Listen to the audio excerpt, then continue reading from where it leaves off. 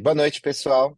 Sejam todos bem-vindos a mais uma reunião científica do Grupo de Anestesia Regional da Unifesp. Eu sou Alexandre Taqueda e hoje nós vamos contar com a colaboração da doutora Giovana Feltrin para falar de um bloqueio que é pouco explorado, tem suas razões, e a aula vai servir exatamente para falar do bloqueio e para falar dessas razões do porquê o bloqueio é tão pouco explorado. E é exatamente a bainha dos retos.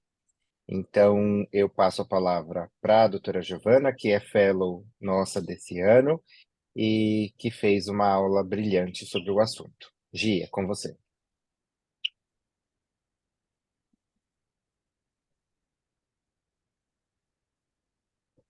Peraí. Opa, peraí. Foi pro slide errado. Agora sim. Bom, boa noite a todos, né? Eu sou a Giovana, eu sou Fellow 2023, né, da Regional Unifesp. Fui orientada pelo Dr. Taqueda, mas não menos amparada pelo restante dos colegas aí que me fazem companhia. Hoje, né, o assunto é o bloqueio da bainha posterior do reto abdominal. Esse bloqueio, ele faz parte aí de um grupo de bloqueios responsáveis aí pela analgesia da parede abdominal anterior. Na verdade, esses bloqueios nos auxiliam, né, em situações como, por exemplo, aqui nessa figura da direita, você vê as incisões cirúrgicas mais frequentes, né, na nossa prática clínica. Aqui embaixo, os portais para cirurgias por vídeo, nesse caso, na colicistectomia por vídeo, né?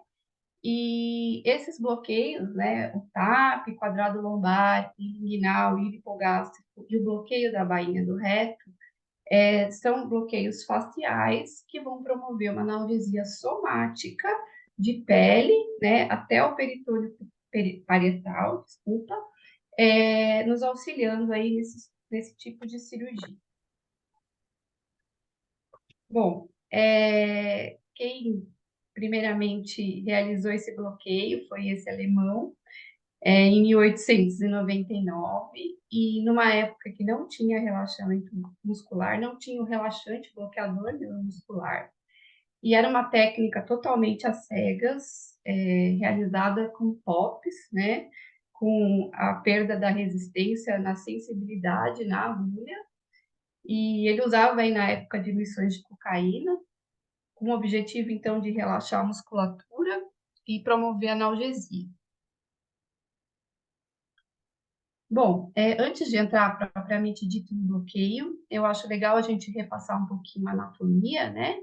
A gente vê nessa figura os músculos abdominais. Aqui a gente tem o oblíquo externo, o oblíquo interno, cortado o oblíquo externo aqui embaixo, né? O transverso do abdômen, o reto abdominal. Aqui, onde se encontram os folhetos aponeuróticos desse músculo, se forma a linha alba e a linha semilunar, que também é formada por esses folhetos. Nessa outra figura, o reto abdominal foi rebatido, né? O oblíquo externo e interno também. Sobrou aqui para a gente só o transverso, né? Com a sua grande fáscia. E o que é interessante aqui, eu acho que eu não estou conseguindo mostrar o apontador, né? Peraí. A gente vê direitinho a linha alba, a linha semilunar, que ela é bastante importante. Eu estou falando desses conceitos para a gente ter em mente na hora de realizar o bloqueio. E aqui, a grande vascularização também dessa região. Esse corte transversal, ele é bastante interessante porque ele nos aproxima já da sonoanatomia, né? E a gente consegue enxergar aqui o músculo oblíquo interno transverso, né? As aponeuroses deles formando a linha semilunar. depois elas vão se abrir para englobar aqui o músculo reto abdominal e novamente se unir para formar a linha alba, né? Isso de um lado e de outro. Aqui a gente vê direitinho a bainha do reto, né? Que é essa camada poneurótica e o músculo reto abdominal. Bom, também é importantíssimo a gente relembrar a inervação da parede abdominal, né? Os nervos saem lá, os ramos toracolombares, né, de T6 a T12, até L1, saem lá da região posterior, vêm aqui caminhando anteriormente, chegam aqui na linha semilunar, ocorrem divisões cutâneas, depois penetram aqui no músculo reto abdominal. Eu vou mostrar mais detalhadamente mais para frente. Aqui também é para mostrar os dermátomos que a gente atinge quando faz o bloqueio da bainha do reto abdominal, né? T8, T9, T10, essa região. Esse trabalho aqui, ele é bastante interessante porque foi uma revisão anatômica feita em 2008, né? E eles dissecaram os cadáveres para poder ver justamente esse emaranhado de nervos dessa região, que é uma região muito complexa do ponto de vista de inervação. Então, aqui está rebatido, aqui está o cadáver, né, a parede abdominal dele, aqui está a sínfise púbica, essa bandeirinha aqui é o umbigo, essa outra bandeirinha aqui, número 2, é a cristelia cântero superior. Esses pins coloridos são os nervos tóraco-lombares. Está rebatido, né, o oblíquo interno e o oblíquo externo, só sobrou o transverso aqui. E a gente consegue ver aqui os nervos de T8, T9, eles vêm caminhando. Quando eles passam aqui pela linha semilunar, eles se misturam, formam um emaranhado, não fica tão dividido. E o que é interessante também é a artéria, né, ilíaca circunflexa profunda, passa bem aqui e aqui também, bem em cima da linha semilunar, está rebatido, né? Também passa uma outra artéria, que é a artéria epigástrica profunda, também muito importante. Bom, esse corte transversal é bastante interessante também. Ele vai mostrar para a gente o trajeto do nervo, né? Desde aqui da região posterior até a região anterior. Então, ele sai aqui pelo espaço intervertebral, né? Lança o seu ramo posterior, vem caminhando anteriormente, passa aqui pelo músculo quadrado lombar, entra aqui na fáscia do transverso, mais ou menos na linha axilar média, ele começa a emitir ramos cutâneos, né, que vão para anterior, para posterior, segue em frente, passa aqui na linha semilunar, penetra no músculo reto abdominal e vai inervar a pele e celular subcutâneo dessa região. Bom, por que é interessante a gente ter em mente essa figura? Na prática, existem muitas variações anatômicas. A gente não sabe exatamente o local que vai ocorrer essa ramificação. Nessa ramificação, a gente vai tentar fazer aqui o TAP, né, o bloqueio TAP. Mas existem muitas falhas por conta disso, por não se saber exatamente o local que houve essa ramificação. Esses ramos, quando eles vêm aqui para frente, eles podem se unir aqui novamente. Então, é bem complexo tudo isso. Quando a gente pensa, portanto, numa analgesia de linha média, o ideal é fazer o bloqueio aqui da bainha do reto. É mais garantido de que você vai ter o bloqueio efetivo. Ou então, voltar aqui no comecinho da região do quadrado lombar, né? Daí já fica para a aula do quadrado lombar.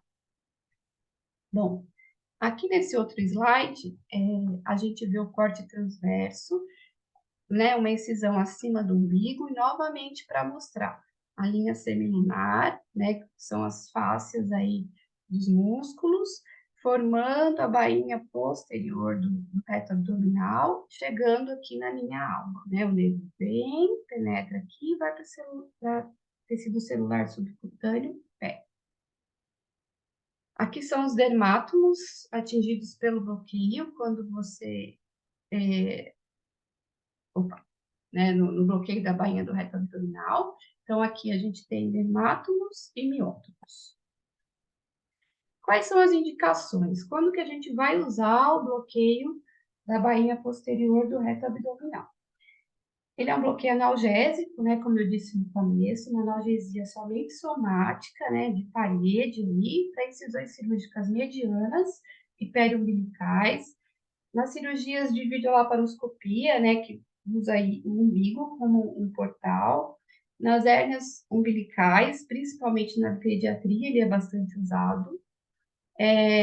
Nos pacientes que têm contraindicação de bloqueio de neuroeixo, ele é uma ótima escolha, né? Como no caso dos anticoagulados, os pacientes instáveis hemodinamicamente, também é bastante interessante utilizar esse recurso. E aí eles vão entrar com uma grande analgesia multimodal, né? Dentro de uma analgesia multimodal. Pode ser feito a utilização de catéter, pode passar o catéter, e, lógico, né, o pós-operatório vai ficar mais otimizado, o paciente vai ter uma mobilidade e alta frequência. Bom, qual que é o objetivo do bloqueio? É a gente entrar, né, com a nossa agulha e injetar o anestésico local entre o músculo reto abdominal e a sua bainha posterior formada, né, pelas aponeuroses musculares. A gente injeta um grande volume, normalmente de 10 a 15 ml de cada lado. Na maior parte das vezes, a gente faz duas punções, né, através de um transdutor linear. Pode utilizar a BUP 0,25, a ROPE a meio, a ROPE a 0,375. Crianças, pode-se fazer aquele cálculo, né, de 0,1 ml por quilo, mas sempre respeitando a dose tóxica.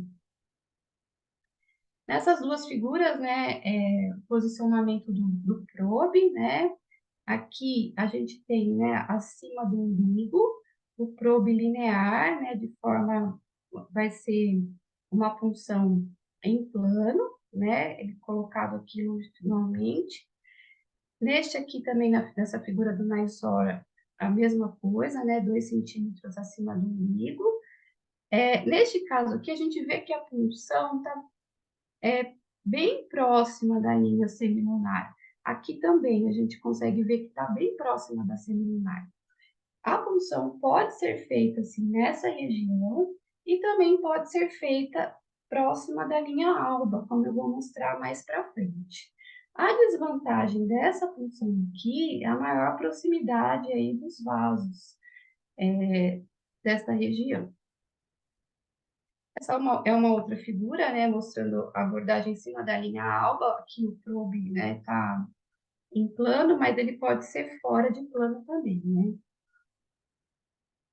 Bom, aqui, deixa eu só tentar ver como é que...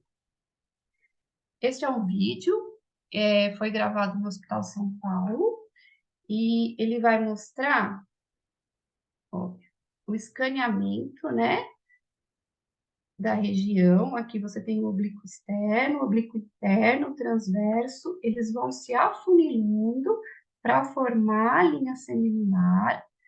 Daqui sai o músculo reto abdominal, que vai também se afunilando próximo à linha alba, né? Então, aqui a gente tem uma visão bem legal do local para fazer o bloqueio. Neste outro vídeo aqui, a gente já consegue ver a agulha chegando em plano, né? Atravessando aqui a linha alba. Ela vai aqui, ó, nessa região da... Não sei se vocês estão conseguindo ver no computador. Bom, aqui tá, né, o músculo reto abdominal. Aqui tá a bainha do reto, ó. Tá começando a injetar, começando a dispersar. E a intenção realmente é abrir, né? e fazer aí a dissecção com anestésico local. Lembrando, né, 10 a 15 ml de cada lado.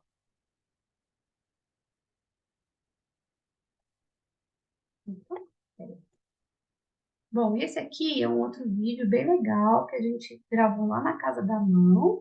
É o Dr. Takeda aí realizando o bloqueio. Primeiramente, ele vai mostrar aqui a posição do probe, né, acima do umbigo. E lá a imagem formada bem bonitinha, né, os dois reto-abdominais aqui, aqui a linha alba, aqui a bainha do reto, né, onde a gente vai injetar o anestésico. Aqui ele vai fazer a punção, mas aí já é uma punção um pouco fora de plano, um pouco em plano, né?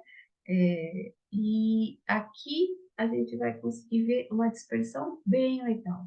Ele consegue mandar o anestésico bilateralmente. Nesse caso, não vai ser necessário fazer duas punções, porque o anestésico consegue dispersar direitinho embaixo dos dois músculos.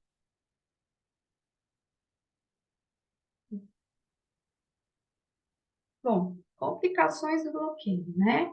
Uma punção intraperitoneal acidental, infecção da ferida operatória e a intoxicação, caso uma punção inadvertida aí de um vaso.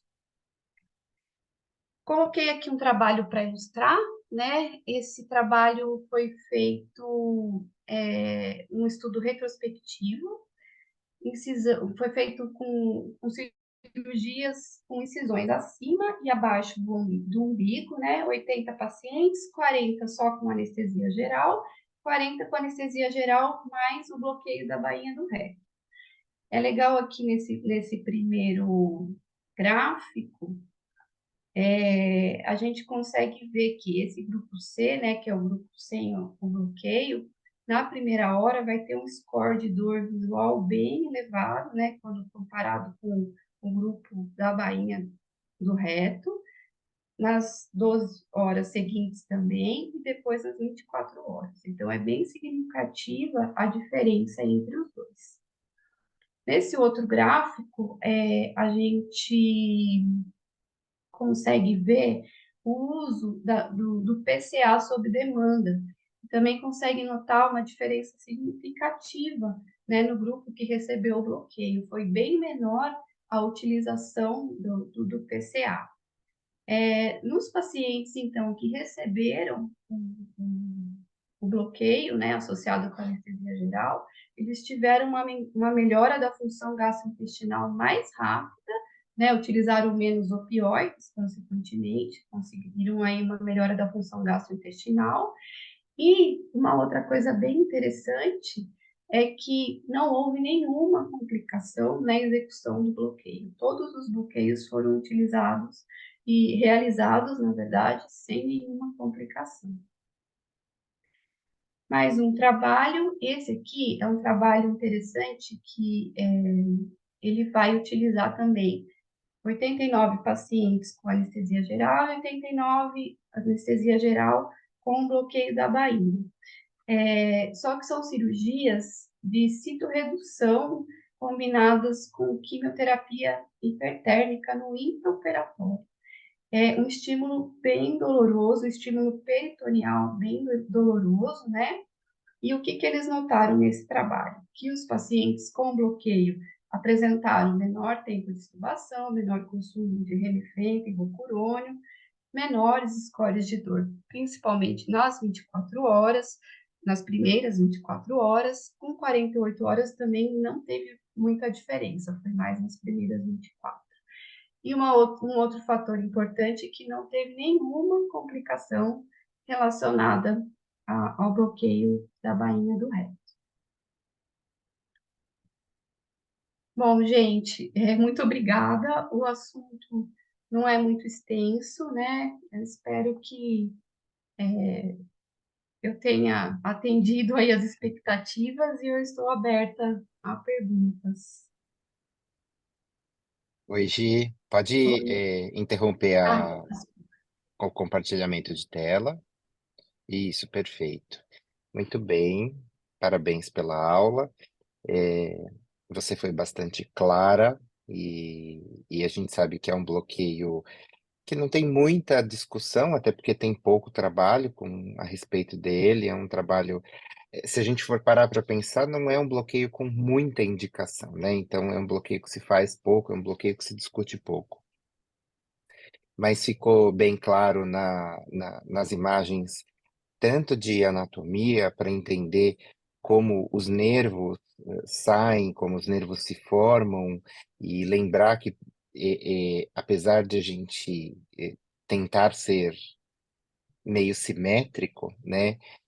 Essa região da linha média é uma região bastante densa de nervo, e eu posso ter contribuição tanto de um lado quanto do outro, então a importância de se fazer bloqueios de forma bilaterais para pegar a linha média. E é uma pena que a gente não tinha nenhum vídeo para mostrar o bloqueio sendo executado na linha semilunar, né? Uhum. Isso é uma questão, às vezes, de preferência, né? Eu faço bloqueios pela linha alba, eu prefiro fazer pela linha alba, e o próprio vídeo já mostrou por quê. Porque, às vezes, com uma punção só, você consegue dispersar para os dois lados e ter essa e contemplar da forma como você mais gostaria. Eu gosto, por exemplo, quando vai fazer para cicatriz umbilical ou para cirurgias de laparotomia, né, de linha média, que vão pegar tanto o supra quanto o infraumbilical, eu gosto de fazer duas abordagens. Uma, 2 centímetros acima da cicatriz umbilical, e uma outra 2 centímetros abaixo. Então a gente tem que pensar bem direitinho e redividir esse anestésico. Quando a gente faz pela bainha semilunar, talvez seja um pouco mais difícil de gente conseguir fazer esses cálculos, né? A gente espera que tenha uma dispersão um pouco mais vertical, então você faz só uma de cada lado, né? A cicatriz umbilical realmente atrapalha a dispersão para caudal, então por isso que eu gosto de fazer em cima e embaixo. Quando a gente faz pela semilunar, isso não acontece, mas obrigatoriamente eu tenho que fazer bilateralmente. Talvez pela linha semilunar a gente contemple mais esses nervos do que pela linha alba. Então é uma questão meio de preferência. Eu acho que não tem nenhum trabalho que tenha comparado as duas técnicas para saber qual que é melhor e qual que é pior, até porque é aquilo que a gente já falou, a indicação desse bloqueio é uma indicação mais restrita. Mas eu achei bem legal esse trabalho que falou de quimioterapia intraperitoneal. Isso foi uma coisa que me surpreendeu. E mesmo naquele outro trabalho, de linha média, aquele primeiro trabalho que você mostrou, o quanto ele reduziu dor e o quanto ele reduziu o consumo de opioide é um negócio que a gente particularmente não para pensar que ele pode ter essa importância. Talvez seja um bloqueio que fique meio restrito para fazer ele como técnica única, por exemplo, vou fazer uma redução de hérnia umbilical, vou fazer só com com esse bloqueio. A gente sabe que por conta, às vezes, da atração de tecidos aí, poderia desencadear outras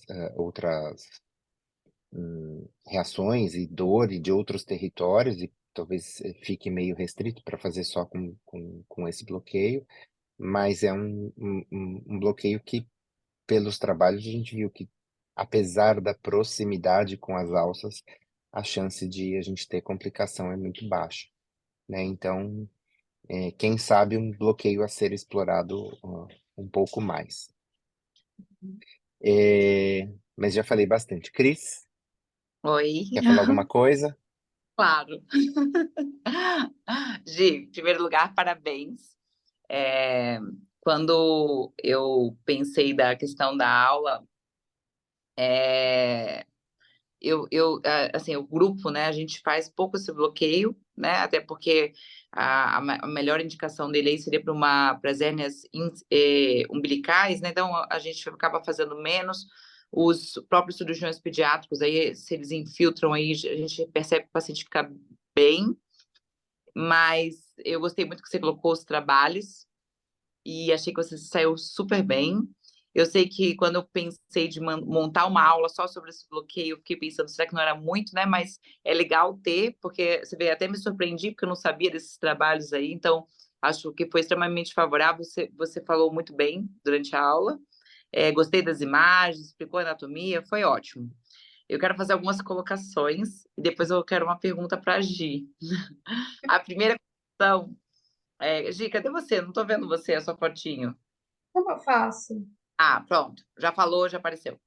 A grata surpresa de uma colega lá de Osasco, ela é uma colega mais velha, e ela falou que estava fazendo a limpeza na casa dela e que ela encontrou um manual da SBA, um atlas da Revista Brasileira, tá? Eu sei que está desfocado, da Revista Brasileira de Anestesia. É um manual de anestesia regional. Eu não sei de que ano, não consigo ver, mas é o volume 38. Eu falei assim, Cris, por que você está mostrando isso? É uma ideia dessa, né? E aí, eu fui olhar, né? E assim, eles não comentam em nenhum momento nenhum bloqueio de parede abdominal. Eles só comentam o bloqueio do plexo celíaco e o bloqueio dos intercostais. Então, a primeira coisa que eu queria colocar, né, é que sabe, o único bloqueio é que está desfocando a minha câmera. Desfocou, não desfocou? Consegui aparecer? Esse bloqueio da bainha, todos os bloqueios que nós temos hoje de parede abdominal só são feitos pelo advento do ultrassom, e o da bainha dos retos é um deles. Então, é isso que eu queria chamar a atenção, né? A gente acha tão óbvio, é tão simples. E você vê, né? Os caras, eu tenho todo o meu respeito aqui, é o Atlas da SBA.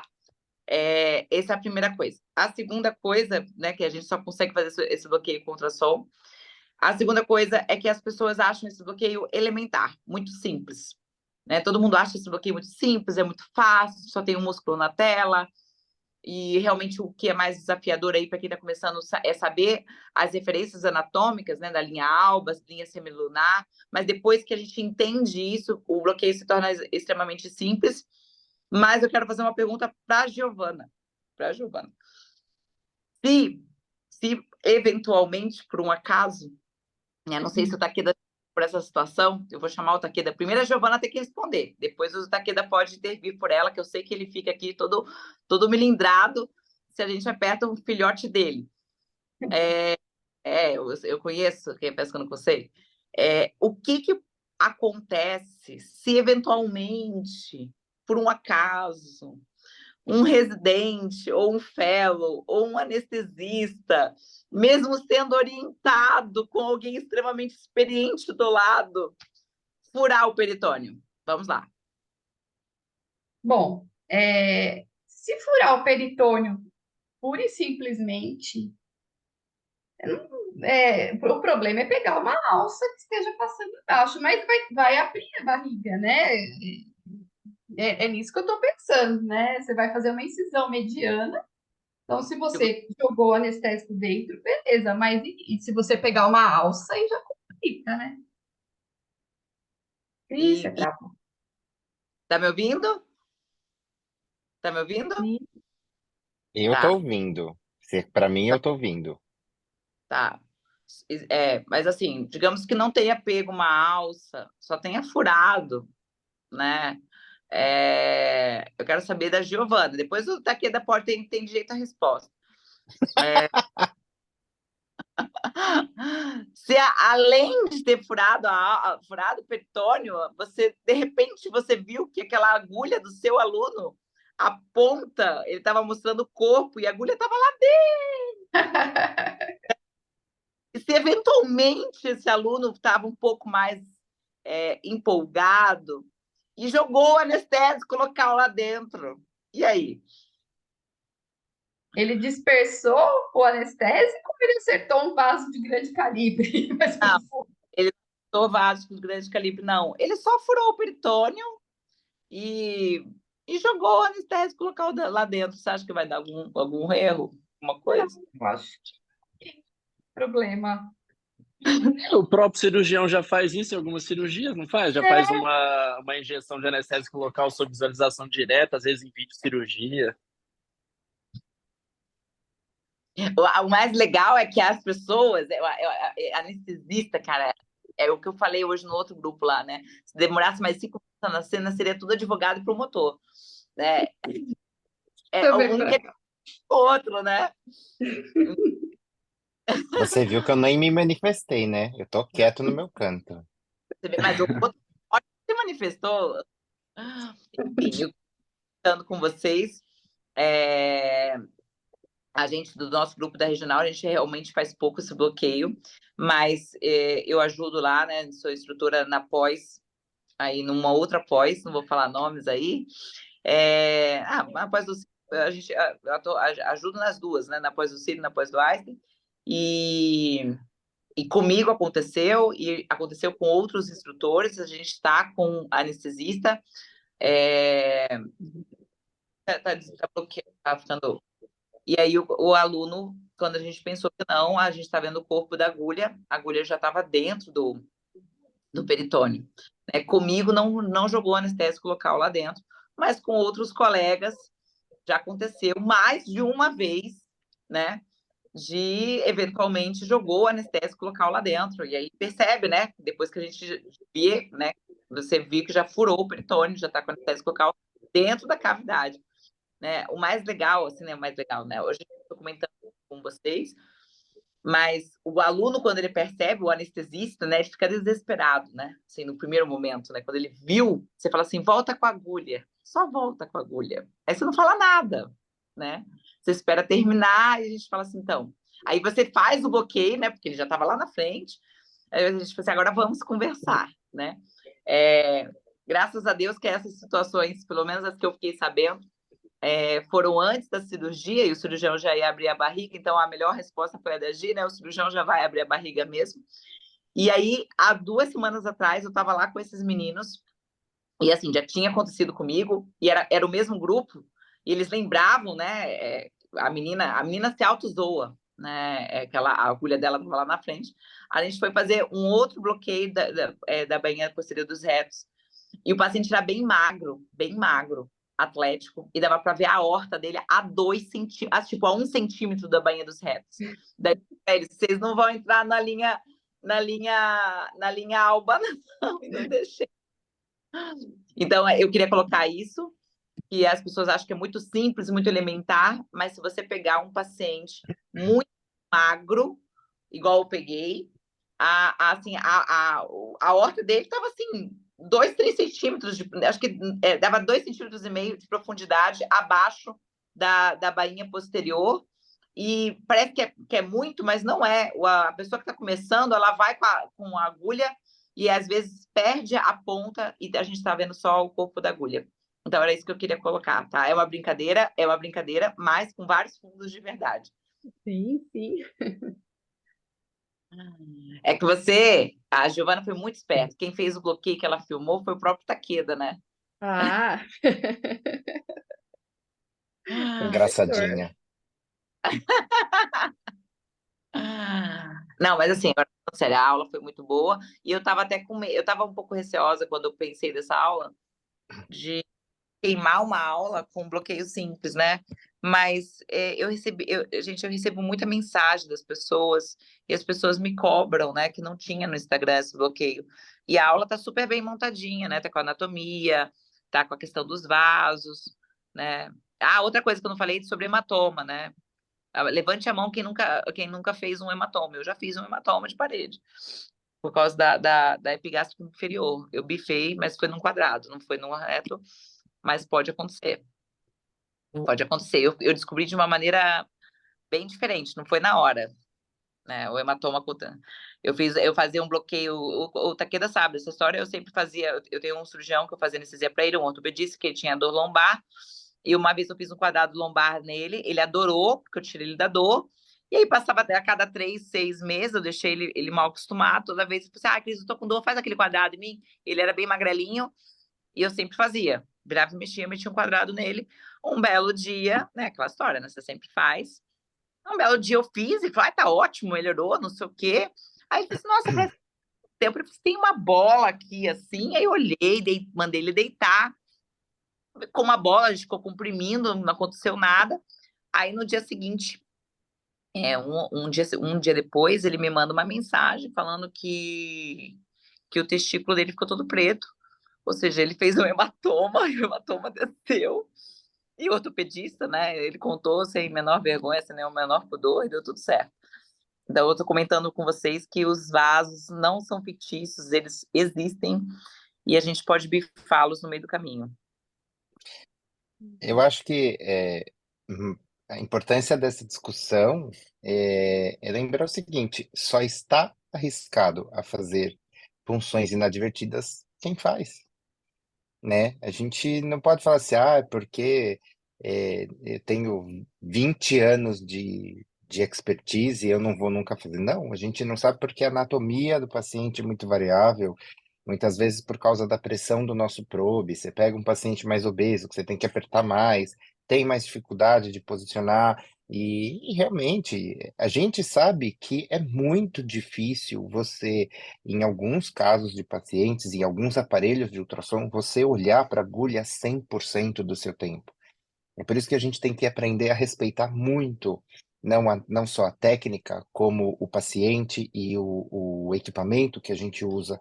Tudo isso tem que ser muito respeitado para a gente não correr, para diminuir a chance desses riscos.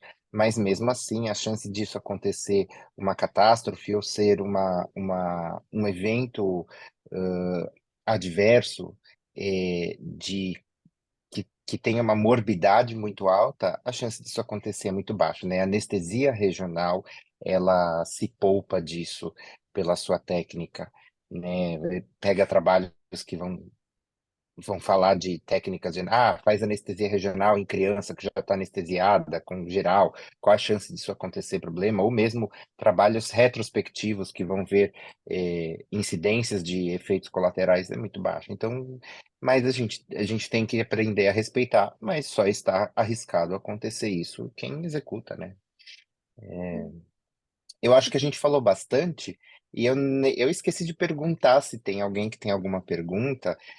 Nesse momento a gente tem aqui online algumas pessoas e a gente nem perguntou se alguém tem alguma pergunta a respeito do assunto, se quer colocar alguma experiência pessoal, né? A gente ficou aqui falando, falando, falando e não deu chance. Mas, enfim, eu acho que não tem. O interessante dessa reunião, o interessante da gente estar discutindo aqui é exatamente isso. Mostrar para as pessoas que todo mundo está sujeito a cometer punções inadvertidas, porque existem vários fatores que corroboram aí, certo? Professor. Eu achei legal você falar, Taqueda, que para uma incisão de laparotomia mediana, você faria uma injeção 2 centímetros acima da cicatriz e outra 2 centímetros abaixo. Eu achava que a bainha do reto pegaria um dermato um pouquinho mais alto e que para você pegar toda a incisão da laparotomia, você teria que fazer, por exemplo, um TAP mais embaixo. Mas então dá para você fazer essa estratégia de duas punções em níveis diferentes do próprio reto. Dá sim. Você Tá. pode fazer dessa forma. é, Lembrando que isso tudo a gente está discutindo para procedimentos que são feitos antes de qualquer incisão, né? Qualquer.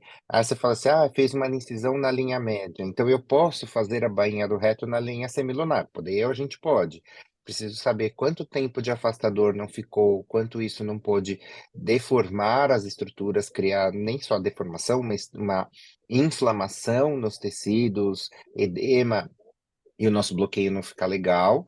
Mas, e aí, né, se fosse um caso desse, é um resgate, o que que eu posso fazer? A gente vai mais para posterior, pode fazer TAP bilateral, pode fazer quadrado bilateral, né? São todas. O quadrado talvez tenha uma dispersão um pouco melhor, mas todas essas outras, tanto banhado reto, inguinal lipogástrico, TAP, são técnicas que a gente sabe que a dispersão é bastante errática e a gente pode ter falha parcial, sim, né? Podem ter algumas ilhas em que ficou muito colado, com muita aderência, as fáscias e as aponeuroses e o anestésico não dispersou e não pegou aquele nervo. Por isso que eu realmente, quando penso muito em linha média, Para fazer na linha alba, eu gosto de fazer em cima e abaixo da cicatriz umbilical, pensando nessa dispersão ruim, principalmente da própria cicatriz, Tá, beleza. certo?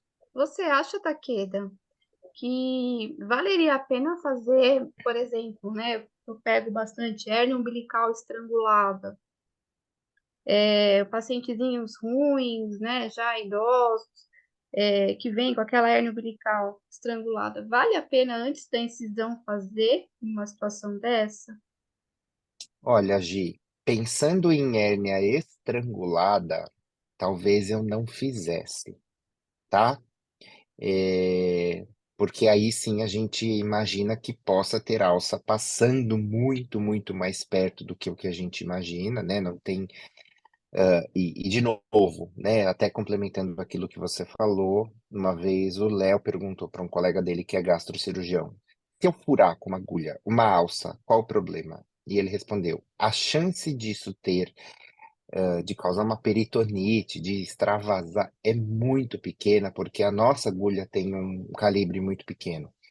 Então, normalmente, quando existe essa perfuração, tem que observar o paciente, mas o próprio tecido ele se acomoda e ele estrangula esse orifício por onde a gente passou, impedindo que isso possa ter algum prejuízo para o paciente. Mas, pensando em hérnia estrangulada, eu acho que eu não faria na linha alba. Se eu tivesse que fazer, eu faria na linha semilunar, porque aí eu estou um pouquinho mais longe. A chance de ter alguma punção inadvertida diminui. Mas sim, poderia fazer antes do procedimento, mas faria na linha semilunar. Esses procedimentos de urgência, né? Na nossa prática diária, eu principalmente pego muito SUS, né? Pacientezinhos ruins.